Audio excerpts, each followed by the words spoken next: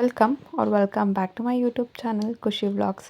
So ಇವತ್ತಿನ ವ್ಲಾಗ್ನಲ್ಲಿ ಒಂದು ರೆಸಿಪಿ ಶೇರ್ ಮಾಡ್ತಾ ಇದ್ದೀನಿ, ಹಾಗೆ ಡೈಲಿ ವ್ಲಾಗ್ನ ನಾನು ರೂಟೀನ್ ಶೇರ್ ಮಾಡ್ತಾ ಇದ್ದೀನಿ ಅಷ್ಟೇ. ಇವತ್ತಿನ ವ್ಲಾಗ್ನಲ್ಲಿ ಜಾಸ್ತಿ ರೆಸಿಪೀಸ್ ಏನಿಲ್ಲ, ಒಂದು ರೆಸಿಪಿ ತೋರಿಸ್ತಾ ಇದ್ದೀನಿ, ಹಾಗೆ ಒಂದು ಹೋಮ್ ರೆಮಿಡಿ. ಸೊ ಈ ವ್ಲಾಗ್ನ ನೀವು ಇಷ್ಟಪಡ್ತೀರಾ ಅಂತ ಅಂದ್ಕೊಂಡಿದ್ದೀನಿ. ಸೊ ಹೋಗಿ ವ್ಲಾಗ್ನ ನೋಡ್ಕೊಂಡು ಬನ್ನಿ. ಇಷ್ಟ ಆಗಿದ್ರೆ ಲೈಕ್ ಮಾಡಿ, ಹೊಸ್ದಾಗಿ ಯಾರಾದರೂ ನೋಡ್ತಾ ಇದ್ದರೆ ಸಬ್ಸ್ಕ್ರೈಬ್ ಮಾಡ್ಕೊಳ್ಳಿ, ಓಕೆನಾ. ಸೊ ಸ್ಯಾರೀಸ್ನೆಲ್ಲ ಸ್ಟಿಚಿಂಗಿಗೆ ತೊಗೊಂಡು ಹೋಗೋದಿತ್ತು. ಸೊ ನಾ ಅತ್ತೆ ಸ್ಯಾರೀಸ್ ಕೊಟ್ಟು ಬರೋದಿತ್ತು. ಸೊ ಅವನ್ನೆಲ್ಲ ಎತ್ತಿಟ್ಕೊಳ್ತಾ ಇದ್ದೀನಿ. ಫೋಲ್ಡ್ ಮಾಡಿರಲಿಲ್ಲ, ಸೊ ಫೋಲ್ಡ್ ಮಾಡ್ಕೊಂಡು ತೊಗೊಂಡು ಹೋಗೋಣ ಅಂತ ಹೇಳಿ ಫೋಲ್ಡ್ ಮಾಡ್ತಾ ಇದ್ದೆ. ಸೊ ನಾನೊಂದು ವ್ಲಾಗ್ ಅಪ್ಲೋಡ್ ಮಾಡಿದ್ದೆ ಇನ್ಸ್ಟಾಗ್ರಾಮ್ನಲ್ಲಿ. ಸೊ ತುರುವೇಕೆರೆಯಲ್ಲಿ ಯಾವುದಾದ್ರೂ ಗೊತ್ತಿರೋ ಲೈಕ್ ಬೊಟಿಕ್ ಸಜೆಸ್ಟ್ ಮಾಡಿ ಅಂತ ಎಲ್ಲರೂ ತುಂಬ ಕಮೆಂಟ್ಸ್ ಮಾಡಿ ಸಜೆಸ್ಟ್ ಮಾಡಿದ್ದೀರ. ಸೊ ಥ್ಯಾಂಕ್ ಯು ಯಾರ್ಯಾರು ಕಮೆಂಟ್ ಮಾಡಿದಿರಿ. ಆ್ಯಂಡ್ ನಾನು ಅಲ್ಲಿಗೆ ಹೋದಾಗ ನಾನು ವ್ಲಾಗ್ ಮಾಡ್ತೀನಿ ಎಲ್ಲಿ ಹೋಗಿದ್ದೆ ಆ್ಯಂಡ್ ಎಲ್ಲಿ ಸ್ಟಿಚಿಂಗಿಗೆ ಕೊಟ್ಟು ಬಂದೆ ಅಂತ ಹೇಳಿ.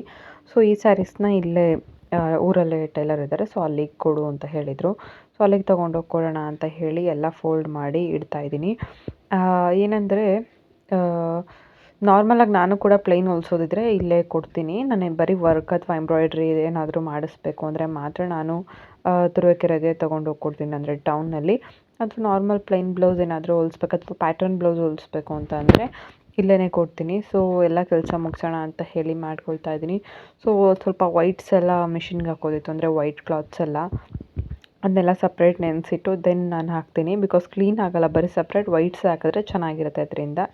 ಆ್ಯಂಡ್ ಇಡ್ಲಿ, ಚಟ್ನಿ ಹಾಗೆ ದಾಲ್ ಮಾಡ್ಕೊಂಡಿದ್ದೀನಿ. ತುಂಬ ಚೆನ್ನಾಗಾಗಿತ್ತು ಇವತ್ತು ತಿಂಡಿ ಅಂತೂ. ಇಡ್ಲಿ ಕೂಡ ಚೆನ್ನಾಗಾಗಿದ್ವು ಆ್ಯಂಡ್ ಚಟ್ನಿ ಕೂಡ ಚೆನ್ನಾಗಾಗಿತ್ತು.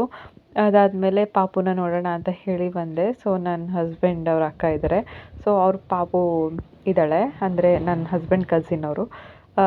ಡೈಲಿನೂ ಪಾಪು ಮತ್ತು ನಾನು ಹೋಗಿ ಅವಳನ್ನ ನೋಡೋಕ್ಕೆ ಅಂತ ಹೋಗ್ತೀವಿ. ಆ್ಯಂಡ್ ಪಾಪು ಕೂಡ ಅವಳು ಅಂದರೆ ಇಷ್ಟ. ಸೊ ಏನಂದರೆ ಅವ್ನು ಹೋಗಿ ಆಟ ಆಡ್ತಾನಲ್ಲ ಅಲ್ಲಿಗೆ.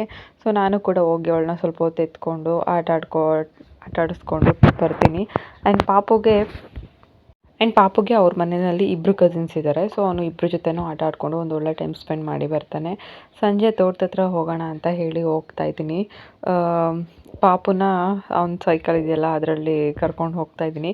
ಬಿಕಾಸ್ ಎತ್ಕೊಂಡು ಹೋಗೋದಕ್ಕಿಂತ ಈ ರೀತಿ ಸೈಕಲ್ನಲ್ಲಿ ಕರ್ಕೊಂಡು ಹೋಗೋದೇ ತುಂಬ ಈಸಿ. ಬೆಳಗ್ಗೆ ದೇವಸ್ಥಾನದಲ್ಲಿ ಅಜ್ಜಿ ಬುಟ್ಟಿಟ್ಟಿದ್ದಾರೆ, ಸೊ ತುಂಬ ದೊಡ್ಡದಿಟ್ಟಿದ್ದಾರೆ. ಸೊ ನಾನು ಅಳಿಸೇ ಇಲ್ಲ, ಹಂಗೆ ಇಟ್ಕೊಂಡಿದ್ದೀನಿ. ಇವಾಗ ಕ್ಯಾಮ್ರಾ ಆನ್ ಮಾಡಿದಾಗ ನೋಡಿಕೊಂಡೆ ನಾನು. ಆ್ಯಂಡ್ ಪಾಪುಗೆ ಈ ರೀತಿ ಎಲ್ಲಾದರೂ ಕರ್ಕೊಂಡು ಹೋದರೆ ಸುಮ್ಮನೆ ಕೂತ್ಕೊಳ್ತಾನೆ, ಏನೂ ಇರೋದಿಲ್ಲ. ಮನೆ ಹತ್ರ ಆದರೆ ಓಡೋಗ್ತಾ ಇರ್ತಾನೆ. ಆಲ್ಮೋಸ್ಟ್ ಒಂದು ಕಿಲೋಮೀಟರ್ಸ್ಗೆ ಒಂದು 200 ಮೀಟರ್ಸ್ ಅಷ್ಟು ಕಡಿಮೆ ಇದೆ ಅಷ್ಟೇ ನಮ್ಮ ತೋಟ. ಸೊ ಅಲ್ಲಿಗೆ ನಡ್ಕೊಂಡು ಹೋಗಿ ನಡ್ಕೊಂಡೇ ಕರ್ಕೊಂಡು ಬಂದೆ ಆ ಟ್ರೈಸೈಕಲ್ನಲ್ಲಿ. ಸೊ ಇವಾಗ ಓಡೋಗ್ತಾ ಇದ್ದಾನೆ ತೋಟದ ಹತ್ರ. ಅವನಿಗೆ ಗೊತ್ತು ನಮ್ಮ ತೋಟ ಎಲ್ಲ ನೋಡ್ಕೊಂಡಿದ್ದೇನೆ ಕರ್ಕೊಂಡು ಬಂದಾಗ. ಸೊ ಎಲ್ಲಿರ್ತಾರೆ ಮನೇಲಿರೋರು ಅನ್ನೋದು ಕೂಡ ಗೊತ್ತು. ಸೊ ಅಲ್ಲಿಗೆ ಓಡೋಗ್ತಾ ಇದ್ದಾನೆ ಇವಾಗ. ನಮ್ಮ ಸೈಡಲ್ಲಿ ಏನಾದರೂ ತುರುವೇಕೆರೆ ಸೈಡ್ನಲ್ಲಿ ಈ ರೀತಿ ನೆಕ್ಸ್ಟ್ ಇಯರಿಗೆ ನಾವೇನಾದರೂ ಗಿಡಗಳು ಹಾಕೋದಂದರೆ ಅಡಿಕೆ ಸಸಿಗಳು ಹಾಕೋದಿದ್ರೆ ಫಸ್ಟೇ ಈ ರೀತಿ ಪ್ರಿಪೇರ್ ಮಾಡಿ ಇಟ್ಕೊಳ್ತೀವಿ. ಅಡಿಕೆಕಾಯಿ ಏನು ಬರುತ್ತೆ, ಗೋಟನ್ನು ಈ ರೀತಿ ಮಣ್ಣಿಗೆ ಹಾಕಿಟ್ರೆ ಅದು ನೆಕ್ಸ್ಟು ಇಯರ್ಗೆ ಗಿಡಗಳು ರೆಡಿಯಾಗಿರ್ತವೆ. ಆ್ಯಂಡ್ ನಾವು ಇದನ್ನು ಬೇರೆಯವರಿಗೂ ಕೂಡ ಲೈಕ್ ಸೆಲ್ ಮಾಡ್ತೀವಿ. ನಾವು ಕೂಡ ನಮ್ಮ ತೋಟಕ್ಕೆ ಬೇಕಿದ್ದರೆ ಇಟ್ಕೊಳ್ತೀವಿ. ಸೊ ಆಲ್ಮೋಸ್ಟ್ ಎಲ್ಲರೂ ಪ್ರಿಪೇರ್ ಮಾಡಿ ಇಟ್ಕೊಂಡಿರ್ತಾರೆ ಇದನ್ನ. ನಮ್ಮ ತೋಟದಲ್ಲಿ ಆಲ್ಮೋಸ್ಟ್ ಒಂದು 3000 ಅಷ್ಟು ಗಿಡಗಳನ್ನ ಮಾಡಿ ಇಟ್ಕೊಂಡಿದ್ದೀವಿ ನಾವು. ಸೊ ಸ್ವಲ್ಪ ನಮಗೆ ಬೇಕಿರೋದಿದೆ ಆ್ಯಂಡ್ ಇನ್ನು ಸ್ವಲ್ಪ ಯಾರಾದರೂ ಬೇಕಿದ್ದರೆ ಅವರಿಗೆ ಸೆಲ್ ಮಾಡ್ತೀವಿ ಆ ಥರ. ಸೊ ಅಲ್ಲಿ ಮಣ್ಣು ಇರುತ್ತಲ್ಲ, ಅವನಿಗೆ ಮಣ್ಣಲ್ಲಿ ಕೂರಿಸಿದ್ರೆ ಆರಾಮಾಗಿ ಆಟ ಆಡ್ಕೊಳ್ತಾನೆ. ಮನೆ ಹತ್ರ ತುಂಬಾ ಕಷ್ಟ ಅವನ್ನ ಹಿಡ್ಕೊಳ್ಳೋದು, ಅದಕ್ಕೆ ತೋಟದ ಹತ್ರ ಕರ್ಕೊಂಡು ಬಂದೆ ನಾನು. ಆ್ಯಂಡ್ ಮನೆಗೆ ಬಂದಿದ್ದಾದಮೇಲೆ ಅವನಿಗೆ ಲೈಟಾಗಿ ಸ್ವಲ್ಪ ಕೋಲ್ಡ್ ಇತ್ತು, ಅದಕ್ಕೆ ನಾನು ಒಂದು ಹೋಮ್ ರೆಮಿಡಿ ಮಾಡ್ತಾಯಿದ್ದೀನಿ. ಪತ್ರೆ ಮತ್ತು ತುಳಸಿ ಎಲೆ ಎರಡೂ ನೀಟಾಗಿ ವಾಶ್ ಮಾಡಿ ತೊಗೊಂಡು ಬಂದಿದ್ದೀನಿ. 2 ಎಲೆ ದೊಡ್ಡ ಪತ್ರೆ ಹಾಕಿ ನಾನು ಇವಾಗ ಎಷ್ಟು ತೋರಿಸಿದ್ದೀನಲ್ಲ ಇಷ್ಟು ಸೊಪ್ಪನ್ನ ಹಾಕ್ತಾಯಿದ್ದೀನಿ. ಆ್ಯಂಡ್ ಇದನ್ನ ನೀಟಾಗಿ ವಾಶ್ ಮಾಡಿ ಇಟ್ಕೊಂಡಿದ್ದೀನಿ. ಒಂದು ಪಾತ್ರೆಯಲ್ಲಿ ಇದೆರಡನ್ನೂ ಹಾಕಿ 1 ಗ್ಲಾಸ್ ನೀರು ಹಾಕಿ ಸ್ವಲ್ಪ ಉಪ್ಪು ಬೇಕಿದ್ದರೆ ಹಾಕಿ ಬೇಯಿಸ್ಕೊಳ್ಬೇಕು. ನಾವೇನು ಒಂದು ದೊಡ್ಡ ಗ್ಲಾಸ್ನಲ್ಲಿ ನೀರು ಹಾಕಿರ್ತೀವಿ ಆ ನೀರು ಅರ್ಧ ಆಗೋವರೆಗೂ ಬೇಯಬೇಕದು. ಸೊ ಏನಂದರೆ ಅದರಲ್ಲಿರೋ ಕಂಟೆಂಟ್ ಎಲ್ಲ ಆ ನೀರಿಗೆ ಹೋಗ್ಬೇಕು ಆ ಥರ. ಸೊ ಇದನ್ನ ಇನ್ನೊಂದು ಥರ ಮಾಡ್ತಾರೆ, ಲೈಕ್ ದೊಡ್ಡ ಪತ್ರೆ ಆ್ಯಂಡ್ ತುಳಸಿ ಎಲೆ ಆ್ಯಂಡ್ ಇನ್ನೊಂದು ಬರುತ್ತೆ ಮಳೆ ಹುಳ್ಳಿಕಾಳು ಸೊಪ್ಪು ಅಂತ ಹೇಳ್ತಾರೆ ನಮ್ಮ ಕಡೆ. ಅದೇ ಹಾವು ಬರಲ್ಲ ಅಂತ ಹೇಳಿ ಹಾಕ್ತಾರಲ್ಲ ಗಿಡ ಅದು. ಅದನ್ನೆಲ್ಲ ಒಸಕಿ ಲೈಟಾಗಿ ಅದೊಂಥರ ರಸ ಬಂದಾಗ ಅದನ್ನು ಕುಡಿಸ್ತಾರೆ ಮಕ್ಳಿಗೆ. ಬಟ್ ಮಕ್ಳು ಅದನ್ನು ಕುಡಿಯಲ್ಲ. ಅದಕ್ಕೆ ನಾನಿವಾಗ ನೀರನ್ನ ಬೇಯಿಸಿದ್ದೀನಲ್ಲ, ನೀರು ನಾರ್ಮಲ್ ನೀರು ಬದಲು ಆ ಬೇಯಿಸಿರೋ ನೀರನ್ನ ಕೊಟ್ಟಾಗ ಪಾಪುಗೆ ಸ್ವಲ್ಪ ಶೀತ ಕಡಿಮೆ ಆಗುತ್ತೆ ಅಂತ ಹೇಳಿ ಆ ರೀತಿ ಕೊಡ್ತೀನಿ. ಪವರ್ ಕಟ್ ಆಗಿತ್ತು, ಓಕೆನಾ. ಲೈಕ್ ಯು ಪಿ ಎಸ್ಸಿಂದ ನಮ್ಮ ಮನೆಗೆ ಫ್ರಿಡ್ಜ್ಗೆ ಕನೆಕ್ಷನ್ ಇಲ್ಲ, ಅದು ಸಪ್ರೇಟ್ ಕನೆಕ್ಷನ್ ಇದೆ. ಸೊ ಐಸ್ ಕ್ರೀಮ್ ತಂದಿಟ್ಟಿದ್ದೆ, ನೆನ್ನೆ ಟೌನ್ಗೆ ಹೋಗಿದ್ನಲ್ಲ ಅವಾಗ ಹೋದ ವ್ಲಾಗ್ನಲ್ಲಿ ತೋರಿಸಿದ್ದೆ. ಪೂರ್ತಿ ಎಲ್ಲ ಮೆಲ್ಟಾಗಿ ಫ್ರಿಡ್ಜ್ ತುಂಬ ಐಸ್ ಕ್ರೀಮ್ ಚೆಲ್ಲೋಗಿತ್ತು. ಯಾರು ಬೇಕು? ತೆಂದಿ ಬೇಕಾ? ಎಲ್ಲ ಚಂದಿ ಅಲ್ಲಿದ್ಲಾ? ಯಾರು? ನನ್ನ ತಂಗಿ ಊರಿಗೆ ಬಂದಿದ್ದಾಗ ಆಲ್ಮೋಸ್ಟ್ ಒಂದು ವೀಕ್ ಇದ್ಲು. ಅವಳು ಅವನು ಎದ್ದೇಳೋದನ್ನೇ ಕಾಯ್ತಾ ಇರ್ತಿದ್ಲು. ಅಂದರೆ ಅವ್ನು ಮಲಗಿದ ಹತ್ರ ಕೂತಿರ್ತಿದ್ಲು. ಆ್ಯಂಡ್ ಎದ್ದಿದ ತಕ್ಷಣ ಅವಳು ಎತ್ಕೊತಿದ್ಲಲ್ಲ. ಅವಳು ಹೋಗಾಗಲೇ ಒಂದು ವೀಕ್ ಆಗಿದೆ ಆಗಲೇ ಹೋಗಿ ಕೂಡ. ಡೈಲಿ ಎದ್ದಿದ ತಕ್ಷಣ ಲೈಕ್ ಚಂದು ಅಂತ, ಅವಳ ಹೆಸರು ಚಂದು ಅಂತ, ಸೊ ಅವನು ಚಂದಿ ಅಂತ ಅಂತಾನೆ. ಸೊ ಇಲ್ಲ ಅವಳು ಇಲ್ಲಿ ಅಂತ ಹೇಳಿಬಿಟ್ಟು ಹುಡುಕ್ತಾ ಇರ್ತಾನೆ ಆ್ಯಂಡ್ ಅಳ್ತಾ ಇರ್ತಾನೆ, ನೆನೆಸ್ಕೊಂಡು ಆ ರೀತಿ ಮಾಡ್ತಾ ಇರ್ತಾನೆ. ಬಿಕಾಸ್ ಅವಳಂದರೆ ಅವನಿಗೆ ಒಂಥರ ಏನೋ ಅಟ್ಯಾಚ್ಮೆಂಟ್, ಅಷ್ಟು ಚೆನ್ನಾಗಿರ್ತಾನೆ ಅವಳ ಜೊತೆ ಇದ್ದರೆ. ಸೊ ಮನೆಯಲ್ಲಿ ಲೈಟಾಗೆ ಸ್ವಲ್ಪ ಚಿಕನ್ ಮಾಡಿ ಎಲ್ರಿಗೂ ಊಟಕ್ಕೆ ಇನ್ವೈಟ್ ಮಾಡಿದ್ವಿ, ಸ್ವಲ್ಪ ಜನಕ್ಕೆ. ಸೊ ಎಲ್ಲ ನೀಟಾಗಿ ವಾಶ್ ಮಾಡಿ ಇಟ್ಟಿದ್ದೀನಿ. ಇಷ್ಟೊಂದು ಪಾತ್ರೆ ಆಗಿತ್ತು. ಸೊ ಪಾಪುನ ಮಲಗಿಸಿ ದೆನ್ ನಾನು ಸ್ವಲ್ಪ ಕೆಲಸ ಶುರು ಮಾಡಿಕೊಂಡೆ. ಸೊ ಎಲ್ಲ ಕ್ಲೀನ್ ಮಾಡಿ, ಕಿಚನ್ ಕ್ಲೀನ್ ಮಾಡಿ ಮಲ್ಕೊಳ್ತಾ ಇದ್ದೀನಿ ಇವಾಗ.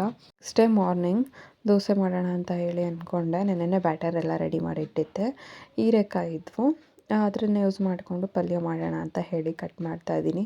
ಸೊ ಯಾವುದೇ ರೀತಿ ಮಸಾಲೆ ರೂಪದಲ್ಲೇ ಒಂಥರ ಯುನೀಕ್ ಆಗಿದೆ ಇದು. ನಾನು ಒಂದು ಯೂಟ್ಯೂಬ್ ಚಾನಲ್ನಲ್ಲಿ ನೋಡಿದ್ದೆ ರೆಸಿಪಿನ. ಸೊ ನನಗಿಷ್ಟ ಆಯಿತು ಆ್ಯಂಡ್ ಟ್ರೈ ಮಾಡಿದೆ, ತುಂಬ ಚೆನ್ನಾಗಿತ್ತು. ಪಾಪುಗೇನೆಂದರೆ ನಾನು ತರಕಾರಿ ಕಟ್ ಮಾಡೋಕೆ ಕೂತ್ಕೊಂಡ್ರೆ ಸಾಕು ಬಂದು ಚಾಕು ಕೇಳ್ತಾ ಇರ್ತಾನೆ. ಅವನು ಬೆಳಗ್ಗೆ ಎದ್ದಿದ ತಕ್ಷಣ ನಾನು ಅವ್ನಿಗೆ ಹಾಲು ಕೊಡ್ತೀನ. ಸೊ ಅದ್ರ ನೆಕ್ಸ್ಟ್ ಸ್ಟೆಪ್ ಅವಳು ಏನು ಮಾಡ್ತಾಳೆ ಅನ್ನೋದು ಅವ್ನಿಗೆ ಚೆನ್ನಾಗಿ ಗೊತ್ತು. ಇವಾಗ ಅವ್ನಿಗೆ ಗೊತ್ತಿರುತ್ತೆ ತರಕಾರಿ ಕಟ್ ಮಾಡೋಕೆ ಹೋಗ್ತಾಳೆ ಅಂತ ಹೇಳಿ. ಸೊ ಬಂದುಬಿಟ್ಟು ನನಗೆ ಚಾಕು ಕೊಡು, ತರಕಾರಿ ಎಲ್ಲ ಎತ್ತಿಡೋದು ಈ ರೀತಿ ಎಲ್ಲ ಮಾಡ್ತಿರ್ತಾನೆ. ಆ್ಯಂಡ್ ಈ ರೀತಿ ಏನಾದ್ರು ಕೆಲಸ ಮಾಡಬೇಕಾದ್ರೆ ಅವನ್ನ ಅದರಲ್ಲಿ ಎಂಗೇಜ್ ಮಾಡ್ಕೊಳ್ತೀನಿ. ಬೆಳ್ಳುಳ್ಳಿ ಎಲ್ಲ ಸುಲ್ಕೊಡು ಅಂತ ಕೊಡ್ತೀನಿ. ಲೈಕ್ ಅವ್ನ ಕೈಲಿ ಆದಷ್ಟು ಸುಮ್ಮನೆ ಕೂತ್ಕೊಂಡು ಒಂದು 2 ನಿಮಿಷ ಆಟ ಆಡ್ತಾನೆ. ಆ್ಯಂಡ್ ಇದು ಬೀನ್ಸ್ ಬರುತ್ತಲ್ಲ ಅದನ್ನೆಲ್ಲ ಸೋಸೋ ಥರ ಆಟ ಆಡ್ತಾನೆ. ಆ್ಯಂಡ್ ಸೊಪ್ಪನ್ನೆಲ್ಲ ಸೋಸ್ತೀನಿ ಅಂತ ಹೇಳಿ ಆಟ ಆಡ್ತಿರ್ತಾನೆ. ಇವಾಗ ಕ್ಯಾಮ್ರಾ ಕಡೆ ನೋಡಿ ಪಾಪು ಇದೆ ಅಲ್ಲಿ ಅಂತ ಹೇಳಿ ತೋರಿಸ್ತಾ ಇದ್ದ. ಈಸಿಯಾಗಿರೋ ಒಂದು ಹೀರೆಕಾಯಿ ಪಲ್ಯದ ರೆಸಿಪಿ ತೋರಿಸ್ತೀನಿ ಇವಾಗ. ಒಂದು ಬಾಣಲಿಗೆ ಸಾಸಿವೆ, ಜೀರಿಗೆ, ಜಜ್ಜಿಟ್ಕೊಂಡಿರೋ ಶುಂಠಿ ಮತ್ತು ಬೆಳ್ಳುಳ್ಳಿ ಪೇಸ್ಟ್ ಬೇಕಿದ್ರೂ ಆ್ಯಡ್ ಮಾಡ್ಬೋದು. ಅದಕ್ಕೆ ಈರುಳ್ಳಿ ಹಾಕಿ 1 ಟೇಬಲ್ ಸ್ಪೂನ್ ಖಾರದ ಪುಡಿ, ಹಾಗೆ 2 ಟೇಬಲ್ ಸ್ಪೂನಷ್ಟು ಧನಿಯಾ ಪುಡಿ ಹಾಕ್ಕೊಳ್ಬೇಕು, ಅಂದರೆ ಸಾಂಬಾರು ಪೌಡರ್ನ. ನೀವು ಧನಿಯಾ ಪುಡಿ ಅಥವಾ ಸಾಂಬಾರು ಪೌಡರ್ ಯಾವ್ದು ಬೇಕಿದ್ರೂ ಆ್ಯಡ್ ಮಾಡ್ಬೋದು.